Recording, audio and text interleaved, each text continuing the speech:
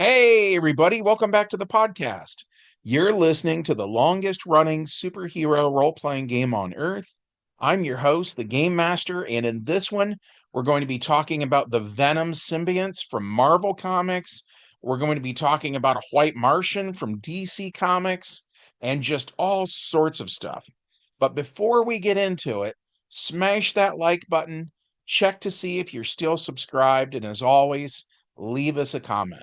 That helps us out on our end with the YouTube algorithm, but also we love hearing from you guys. We have an awesome community here, and it's all thanks to you. So thank you so much for being here. So, all that said, let's get into it. So, if you follow my channel, you are probably well aware of this already. Uh, I have a character in our game world named John Redbridge, and I have played him longer than any other character.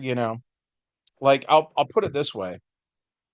A good friend of the channel named Eric Grosscup, who used to be a player in our game, he owns this book called The Gamer's Bible. And it goes through, as of the time it was published, it goes through kind of like every role-playing game there was, and it ranks the different games, or it says, you know, this one has the best game mechanics, and this one is the best for this other reason, and so on and so forth. But then it also talks about gamers themselves. And one of the things it did I thought was really cool was it comes up with like the idea of almost like a Dungeons and Dragons style character class, but for the gamers themselves, right? And so I was what that book referred to as a Xerox. And that is that I know what I like, and I just keep doing the same thing over and over and over again, right? And even if I make a character and I give them a different name or whatever, there's a really good chance it's really just going to be the same old crap, right? And for me personally, it's because I've played a bunch of stuff over the years. I already know what I don't like. I've already chosen my thing and I just stick with what I like. So so he gets a lot of playtime in our games, right? And here in 2025 marks us running this game for 40 years, right? And so he's got all these experience points and so on and so forth. So he's this massively powerful guy. And the other thing I mentioned recently was some stuff happened in comics that I didn't like, and it left a bad taste in my mouth. It left a bad taste in the mouths of a lot of the other gamers, which of course I would be telling them what my opinions on it were. And so I was kind of like they were seeing my side of it. So I was the catalyst for that. But nonetheless, we were all really discontent, so on and so forth. And to make a long story short, we decided our characters would leave Earth for a while and go have these adventures in space. And like I mentioned, in the recent video I did with a character named Habishi, um, it's all part of that, right? So the characters have been in space. And John Redbridge also had a run in with a villain named Mr. Splits, who kind of made multiple versions of John Redbridge. And so some of them were kind of weakened from that encounter and could adventure alongside weaker characters, right? But then some of them weren't in that situation, and they were still these massively powerful characters with decades worth of experience points and so on and so forth, right? And like I mentioned in the episode we did about the first game we ever played, we based Redbridge's stats at the time on the stats of pre-crisis Superman, right? Which is in first edition DC Heroes. It was those stats for Superman. So Dex 26, Strength 50, Body 40. That's the version I'm talking about. So at any rate, for him to go adventuring in a party, I decided to tell my players, I said, hey, let's do it this way. Let's have a team of player characters, and we called it the 50 AP team. And the idea was because, again, of the pre-crisis Superman having a strength of 50, right? And so there are certain characters that are very close to him in terms of power. So, for instance, in the first edition Superman source book, there's a character named Vartox.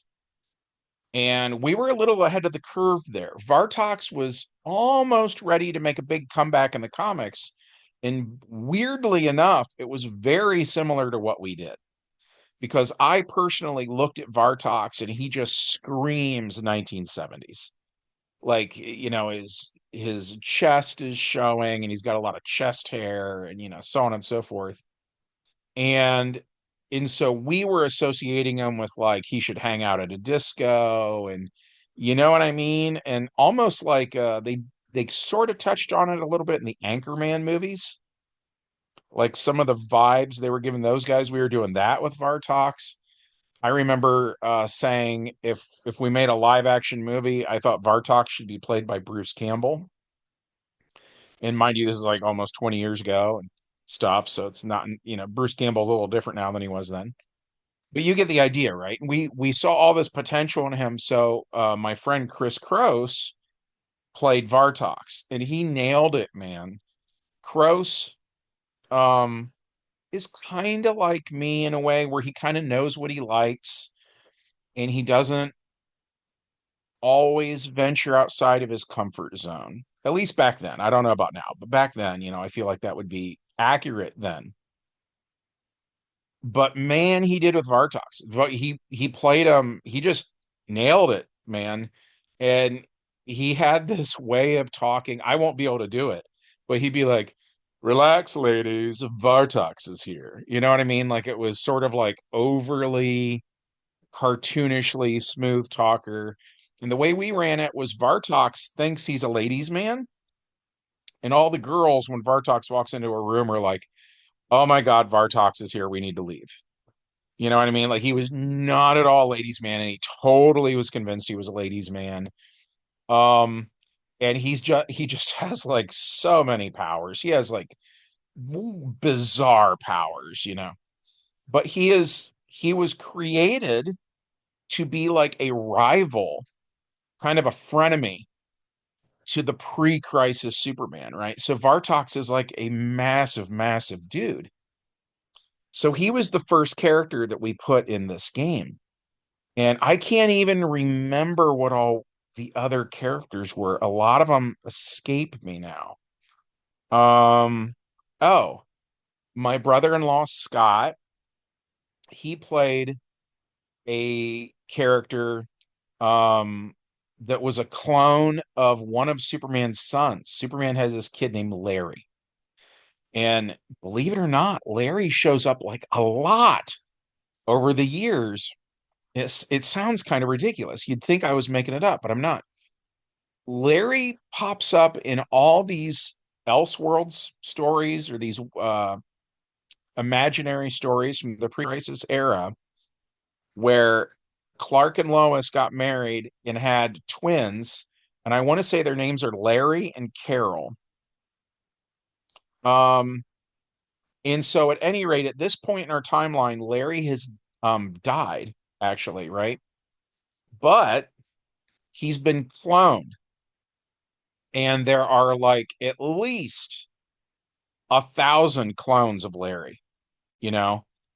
And so the designation that they're all given is like the first one because they're created in this lab, and so Scott came up with the idea of LB is kind of like their initials, but it's for living being, and then they get a number afterwards.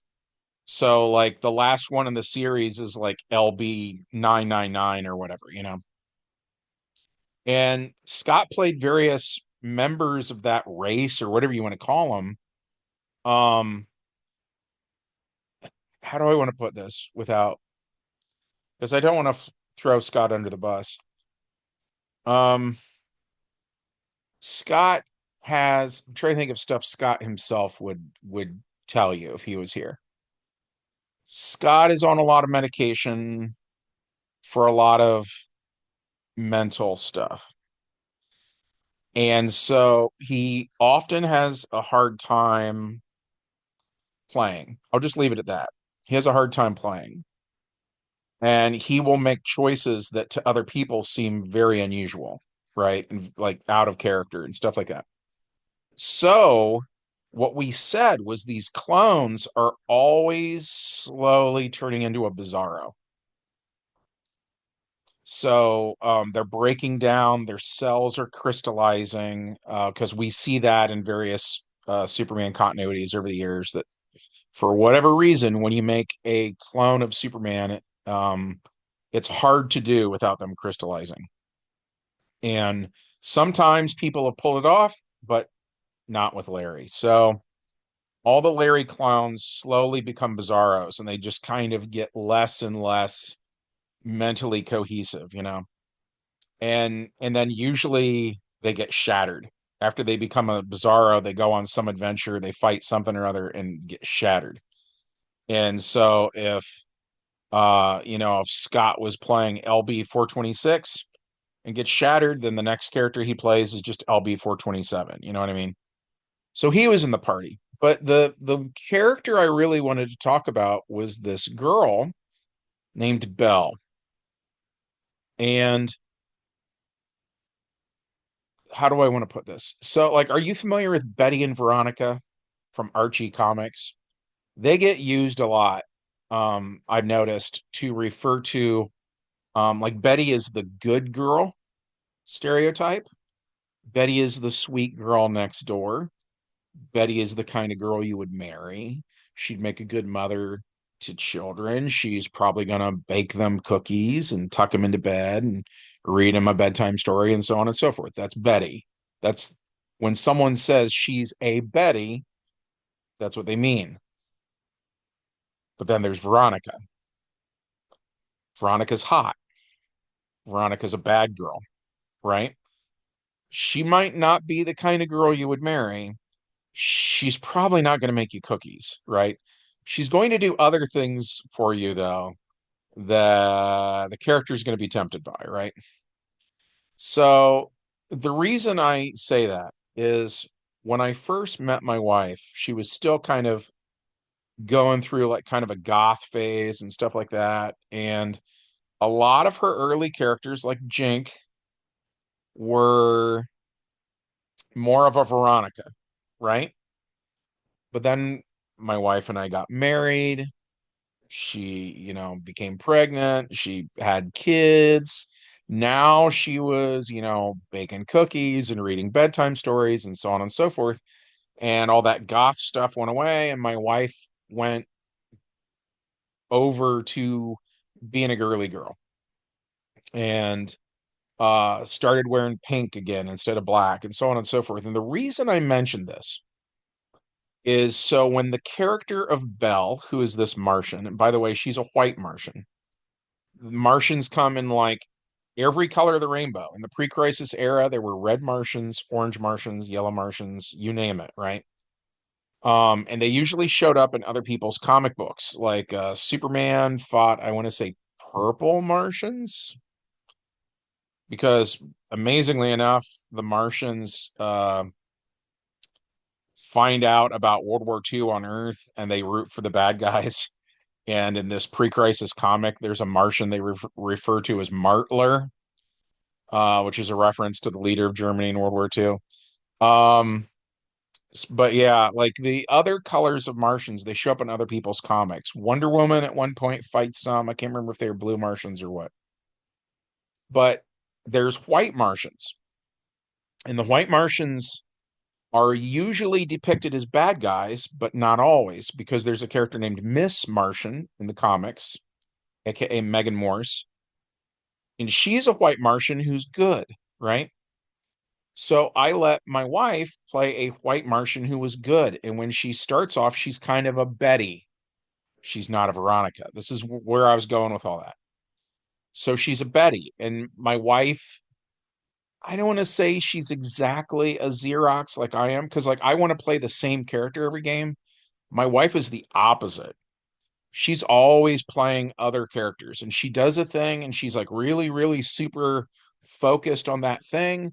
And then she just hits this wall of like, I never want to play this character ever again. And it's not even that anything went wrong. It's just how she is. It's just she goes through different characters over time. And at any rate, the one thing she has though is she does tend to like characters that are more of the Betty type.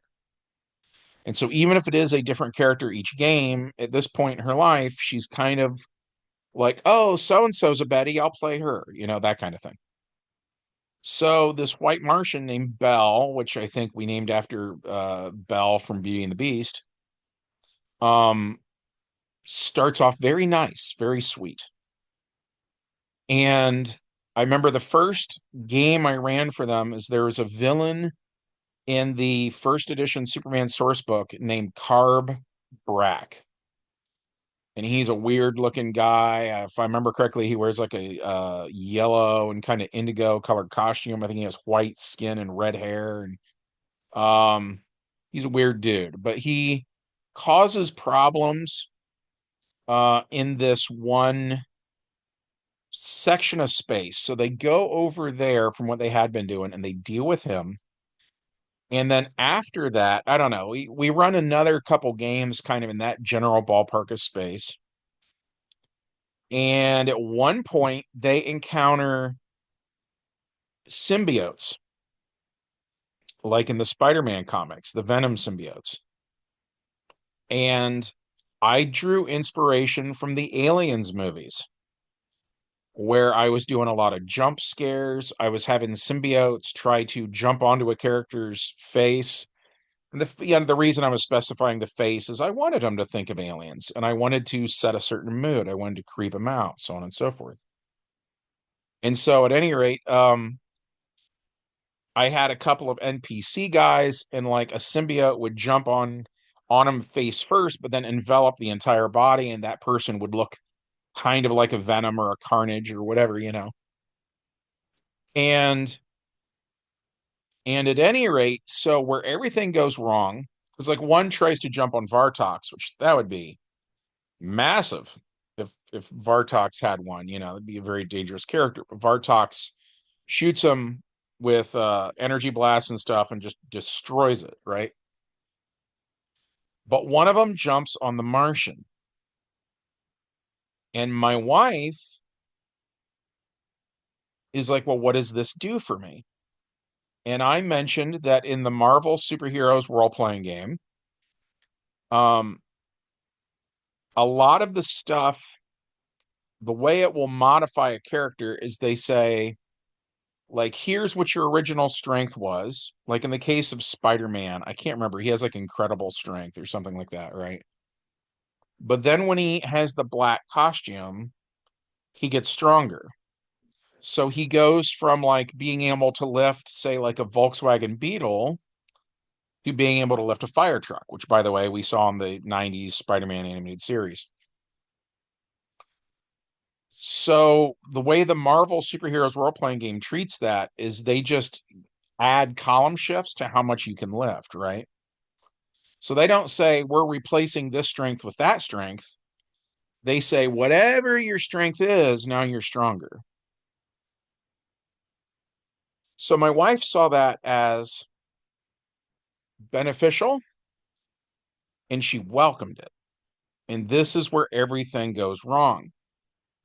And we kind of said, because we've seen the Martians do stuff like Martian Manhunter will turn into like green slime or something and like ooze through the cracks under a door or something like that and then reform on the other side and um so on and so forth, right? So I was operating under the assumption at the time that the Martians, kind of like Odo from Deep Space Nine, have kind of this fluidic thing going on part of the time. And then, of course, Venom very much has this kind of fluidic thing, right? Where Venom oftentimes looks sort of like black tar or oil or something. And so we said they mixed together. Like like taking, I don't know, like taking blue Kool-Aid and red Kool-Aid and put them in a glass and stirring it up and you just get like purple Kool-Aid, right? That's kind of what we said happened. And and so at first she thought it was kind of fine. And it was interesting because my wife started playing her more like a Veronica. I thought that was odd. And um and I remember something happened between her and John Redbridge where with most of her characters my wife would tend to hit on John Redbridge, like almost no matter who she was playing, she would just go hit on him. And instead she was like snapping at him and stuff like that. And I thought that was very interesting. And that pretty much never happened. And so at any rate, here's the other thing we did, and I've never seen game stats for this, and it's been sort of retconned, so bear with me. And this is another thing I should probably say is if we run a game in, let's say, the year, I don't know, 2006, and then 10 years later or a dozen years later or whatever, if they come out with a new comic that contradicts it, obviously I didn't have access to that comic when I ran that adventure, right? I get comments about that a lot on YouTube where people be like, "Well, what about this thing that just came out last week? What do you mean that your your game you ran in the early 90s doesn't correspond with that?" That's why, I because it wasn't written yet. But so at the time we were looking at Venom, and our understanding was that the Venom symbiote didn't seem like it had spider powers until after it was on Peter Parker. And then after it was separated, it kept the powers, which would imply that Venom has an ability kind of like the ability that Rogue has, right? Where it is copying the powers of whoever it's on. So we were going with the idea that this symbiote, when it gets on a Martian, now suddenly it has telepathy. It can phase through walls, it can fly, and just all sorts of stuff. Because Martians are some of like the most overpowered DC characters ever. I can't believe I actually just said that. I hate the phrase overpowered. Um, I think you just need to raise the difficulty level of the opponents and it works out. But at any rate, um, so all of a sudden she was really, really tough. And she comes up with this idea that she's like, well, if the symbiote has its own DNA, and if I have my own DNA, can I start to like lay eggs? Can we reproduce?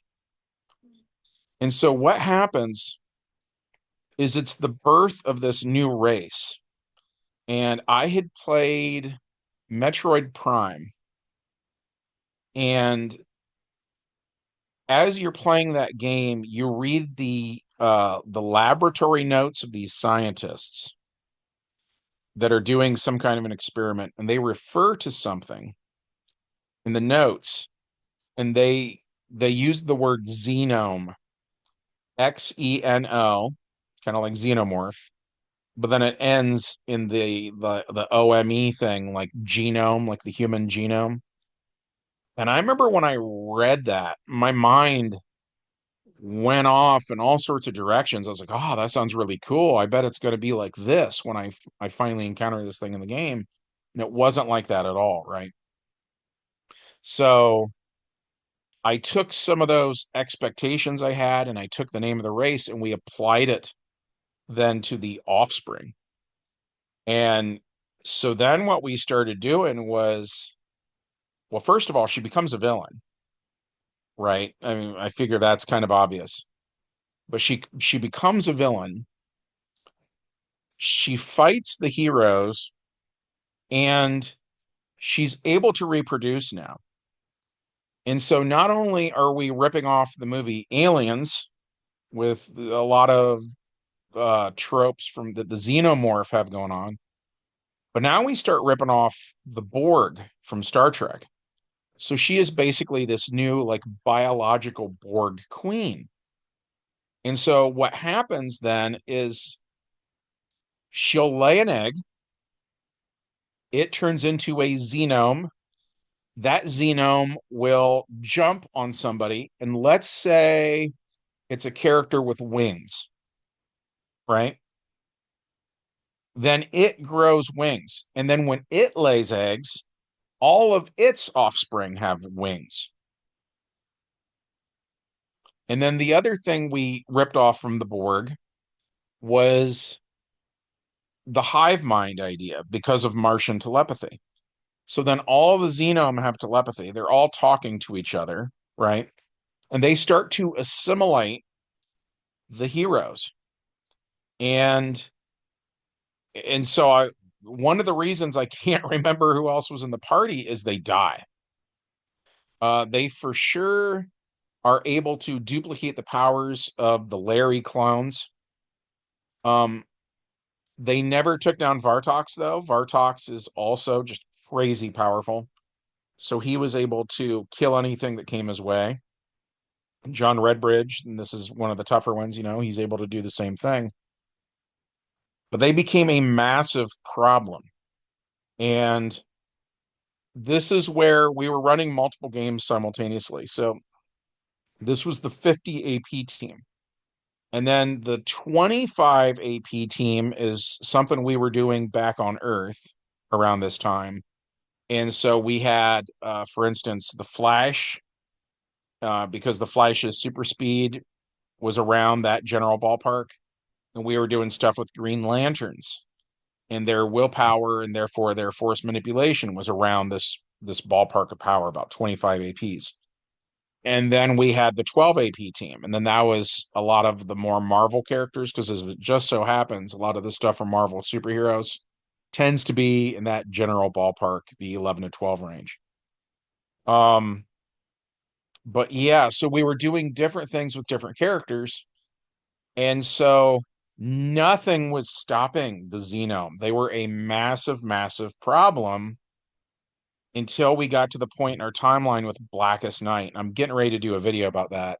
I probably will leave the Xenome out of that video, but as the Black Lanterns spread, they actually overcome the Xenome. So that's kind of a crazy thing. In a way, it sets up how bad Blackest Night is, because the Xenome seemed like this unstoppable, just ridiculous threat. And then it's establishing how bad the Black Lanterns are, because the Black Lanterns are the ones that beat them. So the Black Lanterns are villains who defeat the lesser villains. But yeah, that's the story of the Xenome. To this day, if I mention the Xenome to pretty much anybody who played in that campaign, they do not like the sound of it at all. I also based it a little bit on oh shoot, what is the game? I want to say Champions. The Champions RPG has a character named Mechanon. And Mechanon is kind of their ripoff of Ultron from Avengers. And in my humble opinion, the thing Mechanon is most known for is, if you beat him, like let's say you were to defeat him with, I don't know, fire, right? Then there's a factory somewhere that senses that the newest Mechanon has been destroyed. It will manufacture a new Mechanon to take its place, but it also senses how it was defeated. So then Mechanon 2.0 will be immune to fire attacks. So the more you beat Mechanons, the harder they become to beat, right? So I used that same idea with the Xenome, kind of, where just like the Borg, if something's giving them trouble, they will make sure to find somebody with the power they need to overcome it, and then sort of assimilate that person. And of course, then this new Xenome that is created has the powers of every Xenome that came before it in its bloodline.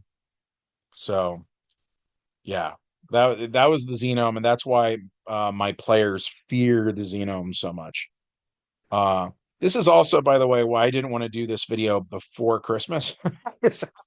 I feel like this would have been better for Halloween. So now that Christmas is over, we're finally gonna do this one, and we're gonna do the Blackest Night video too, which gets pretty dark. Blackest Night is probably the darkest thing we've ever done. Um, no pun intended. But at any rate, I think that's it for this one. Hopefully you guys liked it. If so, as always, smash that like button. Make sure you're still subscribed and leave us a comment. And from everybody here, we hope you have a good one, and we'll catch you in the next adventure. Bye.